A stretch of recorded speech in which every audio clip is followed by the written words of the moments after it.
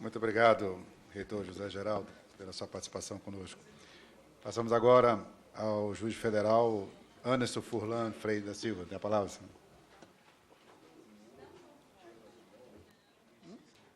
Alô. O meu muito bom dia a todos. Gostaria de cumprimentar o deputado Joaquim Passarinho, presidente dessa comissão especial tão importante, o deputado Onyx Lorenzoni, relator dessa matéria, um cumprimento especial ao deputado Antônio Carlos Mendes Tami, porta-voz de 2 milhões de indivíduos que assinaram esse manifesto contra a corrupção, se transformou nesse projeto de lei, e um cumprimento especial ao deputado Rubens Bueno, patrimônio moral da região norte do Paraná e que dignifica com a sua representação aquela região no Congresso Nacional. Meu nome é Anderson Furlan, eu sou juiz federal desde o ano 2000, fui contemporâneo do juiz Sérgio Moro na faculdade, somos amigos, fui assessor do juiz Sérgio Moro durante 2 anos, entre 98 e 99, e desde 2000 sou juiz federal na cidade de Maringá. Venho aqui tratar dessas medidas, poder contribuir com essas medidas, esse projeto de lei que trata das medidas contra a corrupção. E começo relembrando um fato, um cumprimento especial ao reitor José Geraldo e ao doutor Hélio Telho, que também dignificam essa mesa e esse debate. Venho aqui falar sobre as 10 medidas e começo contextualizando sobre a crise econômica dos Estados Unidos. Uma crise muito grave que alterou os alicerces de fiscalização americana sobre as atividades bancárias. E dessa crise surgiu um amplo documento legal, o Dodd-Frank Act, que regulamenta de forma nova a questão financeira americana para que o país consiga avançar. E por que eu faço esse paralelo? Porque nós vivemos no Brasil uma situação, como o Sérgio Moro sempre fala, de corrupção sistêmica. Teve um delator que disse que a Petrobras era a madame comportada do bordel, porque lá, pelo menos, as tarifas de corrupção eram prefixadas de 1 a 3%, 1 a 5%, sendo que no âmbito municipal e estadual, os índices de corrupção chegavam a 10%, 20%, 30%. Esse é o quadro de corrupção sistêmica. Eu poderia citar aqui dezenas de casos de corrupção que denunciam, demonstram, comprovam, esfregam em nossas faces que o sistema não funciona. Operação Navalha, Carranca, Satyagraha, Saúva, Uragano, Castelo de Areia, Operação Vampiro, Dominó, Monte Carlo, Sanguessugas, só para ficar nas mais conhecidas. Eu poderia citar cada uma delas, destrinchar cada uma delas, explicar onde estava e em qual situação se encontra. Mas vou falar de uma outra. Vou falar de uma outra que é muito mais próxima a mim, que é o escândalo da corrupção na cidade de Maringá, acontecido entre 96 e 2000. Eu era o juiz criminal à época e posso falar porque é um caso já julgado, mesmo porque eu saí daquela vara criminal depois. Em Maringá, uma cidade à época com 300 mil habitantes, os corruptos lograram desviar do município algo entre 50 e 100 milhões de reais. Uma cidade com 300 mil habitantes. Como está esse processo? Bom, o Ministério Público, quando denunciou, conseguiu comprovar o desvio de 2 milhões, 2,4 milhões. Embora as confissões já falavam que a vultosa quantia ultrapassava 50, 70, 80 milhões, as confissões. Mas o Ministério Público conseguiu comprovar um desvio de 2,4 milhões. O sequestro dos bens foram mais de 30 milhões, bem mais do que o Ministério Público havia conseguido provar. O que aconteceu com esses bens? Alguns poucos conseguiram ser devolvidos para a Prefeitura. A maior parte continua em discussão judicial até hoje. Terceiros laranjas já conseguiram se apropriar desses bens. E os réus? Bom, um morreu, mas antes disso já tinha sido absolvido do crime fiscal, que justificava a competência da Justiça Federal, e ainda estava em tramitação todas as ações sobre os outros crimes na Justiça Estadual. E agora, ainda na Justiça Federal, aqueles que foram condenados e não foram absolvidos começaram, a partir de agosto de 2016, o cumprimento provisório da pena, depois de tantos recursos. Se esse é o sistema que nós devemos manter em prol de valores tão caros para a civilização, nós temos que repensar seriamente. Nós não estamos aqui pregando o aumento de pena para o ladrão de galinha, para o infrator de trânsito, não estamos pregando o encarceramento de pessoas que cometem crime de menor potencial ofensivo. O que o sistema precisa mudar, porque o problema é grave, é gravíssimo, e é um mau exemplo para toda a população, é o combate à corrupção. Eu conheço várias pessoas que se furtam a pagar impostos, e eu trabalho hoje numa vara federal tributária, e argumentam, porque para que vão pagar os impostos se eles são desviados pela corrupção? O mau exemplo tem que ser punido, e a Lava Jato, feliz ou infelizmente, com todos os seus problemas, e principalmente por todos os seus êxitos, abriu uma oportunidade histórica, e a história está olhando para o Congresso nesses tempos, uma oportunidade histórica de nós repensarmos a forma em que a corrupção tem sido combatida no Brasil. E essas 10 medidas podem representar a virada normativa brasileira no combate à corrupção.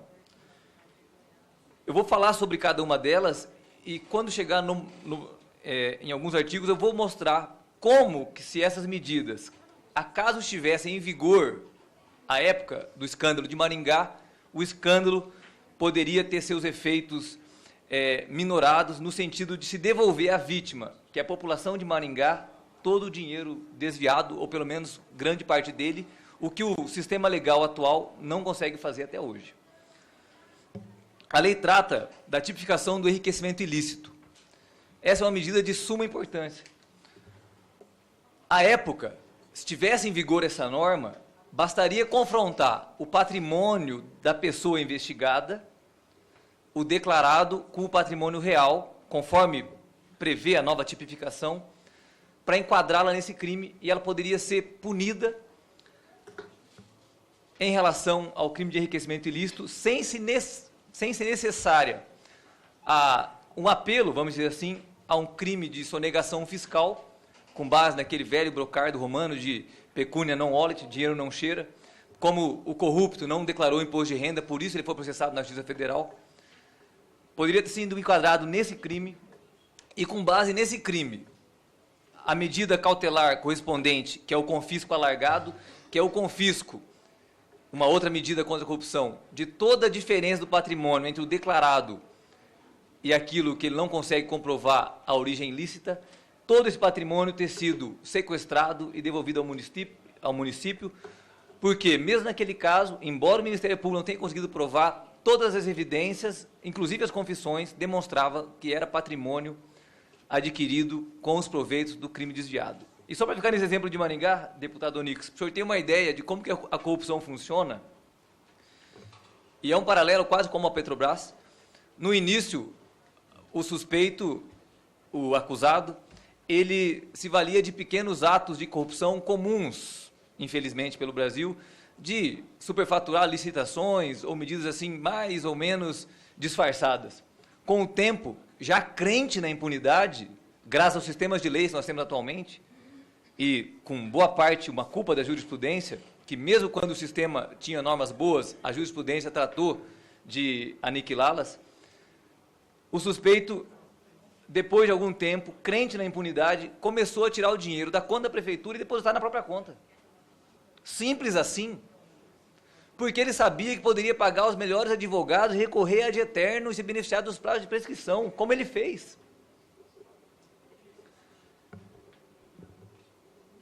Pois bem, nada disso teria acontecido se nós tivéssemos instrumentos para combater a corrupção. O projeto também prevê, e de forma muito acertada, o aumento da pena contra a administração pública, mas faço aqui uma ressalva de que no artigo 327 seja incluída uma cláusula que permita ao juiz a diminuição da pena em casos de desvios de pequeno valor. Eu só solicitaria que, na definição de pequeno valor, fosse feita uma análise muito cuidadosa para que os juízes depois não entendam o pequeno valor, tomando por emprestado o que a Lei 9.099, a Lei 10.259, que tratam dos juizados especiais, já prevêem como pequeno valor. Porque a falta de uma referência, os operadores jurídicos vão buscar em outra norma. E a norma prevê lá 40, 60 salários mínimos como pequeno valor. Por isso, uma definição do que seja pequeno valor, ainda que em salários mínimos, seja importante para que o juiz, em alguns casos, possa reduzir a pena do réu. O artigo 5º trata de um estelionato contra a administração, ao qual nenhum reparo deve ser feito. Da mesma forma, dos crimes praticados pelos funcionários públicos, no artigo 6º, o apoio é integral tanto ao artigo 6º como ao artigo 7º. O artigo 8º, que trata da certificação do trânsito em julgado contra recurso abusivo. É muito importante, o apoio a ele é integral, mas cabe uma ressalva na alteração no que diz respeito ao artigo 578-A, que diz que o relator terá o prazo de 5 sessões. Seria importante incluir salvo motivo justificado, porque há situações de doença, substituições, em que esse motivo realmente justifica e o prazo de 5 sessões não pode ser preclusivo. Mesmo porque não há uma providência ao que se fazer depois das 5 sessões, caso ele não apresente o voto. A racionalização do habeas corpus, o apoio deve ser integral, dada a forma como o habeas corpus tem sido utilizado no país hoje, como sucedâneo recursal e de forma indiscriminada, o que, como o doutor Hélio Telho disse, denuncia a sua própria fragilidade. O artigo 11, que trata da tramitação simultânea do recurso especial e do recurso extraordinário, é extremamente salutar e deve ser aprovado da forma como está. Todavia, essa providência do artigo 667-A, que fala de um recurso contra a decisão concessiva de habeas corpus, dado ao volume excessivo de recursos que nós já temos no direito brasileiro, talvez devesse ser retirada. O artigo 13 trata do acordo de leniência, com o qual somos totalmente de acordo.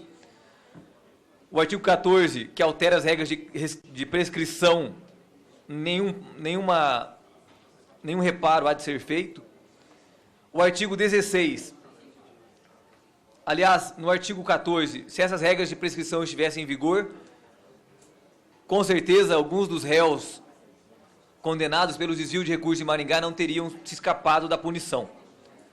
O artigo 15, o artigo 16, que fala das provas ilícitas. Esse é um artigo muito controverso, há uma manifestação contra ele feita pelo ministro Gilmar Mendes em todos os meios de comunicação na data de ontem, mais especificamente sobre o inciso 3 do artigo 157. Obviamente, todas as críticas têm que ser levadas em consideração, todos têm algo a acrescentar a esse debate, mas devemos evitar, de todo modo, qualquer tendência de manipulação em relação à discussão dessas 10 medidas, porque não é o fato de um único inciso ser alterado no bojo de tantas medidas muito boas, ainda que esse inciso seja controverso, que ele sirva para macular toda a discussão legislativa. Esse artigo, e o doutor Hélio Telho já exemplificou muito bem, ele serve para se introduzir no direito brasileiro algo que já é comum em um país como os Estados Unidos. E eu creio que ninguém aqui pode dizer que os Estados Unidos é um país não civilizado ou que não respeita os direitos e garantias dos seus acusados. Muito pelo contrário. Esse artigo diz o seguinte, que a prova não será ilícita quando o agente público houver obtido a prova de boa-fé ou por erro excusável, assim entendida a existência ou inexistência de circunstância ou fato que o levou a crer que a diligência estava legalmente amparada.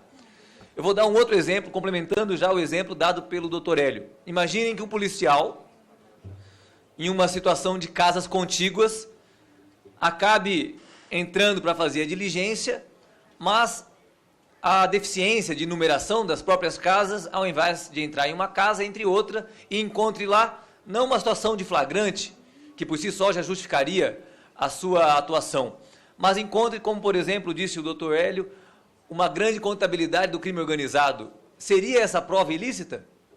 Não, o sistema tem que ter instrumentos para poder considerar essa prova.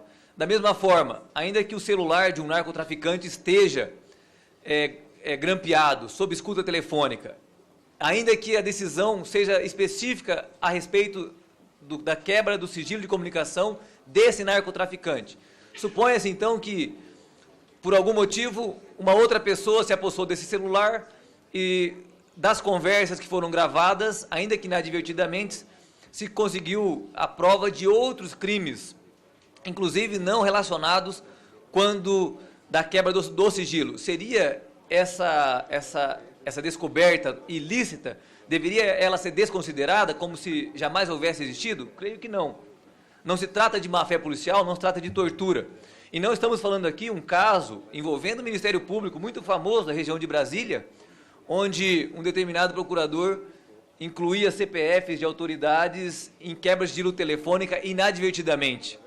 Chegou um caso, segundo consta nos meios de comunicação, onde o CPF de deputados era incluído dentro de um pedido de quebra, junto com dezenas de outros CPFs, e acabava se quebrando o sigilo de algum deputado que não tinha nenhuma relação com o crime.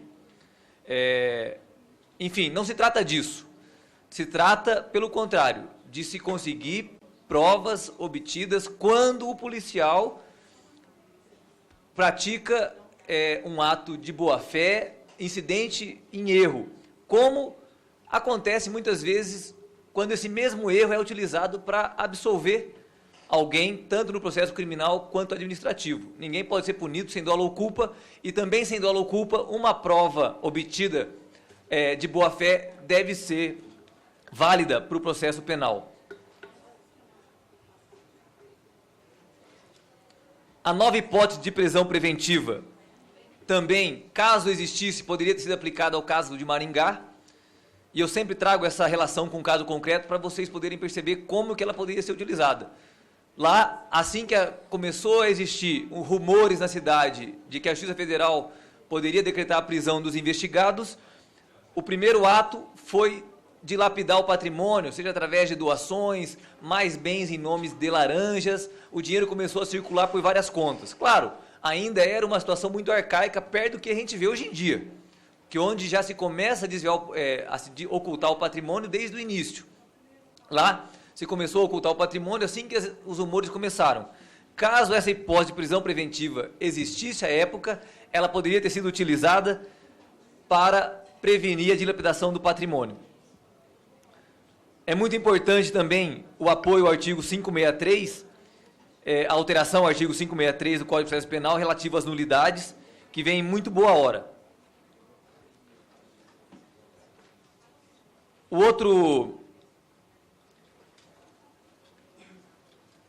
As sanções sobre responsabilidade dos partidos políticos, a criminalização do Caixa 2, a instalação de investigação de crimes eleitorais, todas essas medidas também têm o apoio integral e devem ser aprovadas da forma como foram propostas.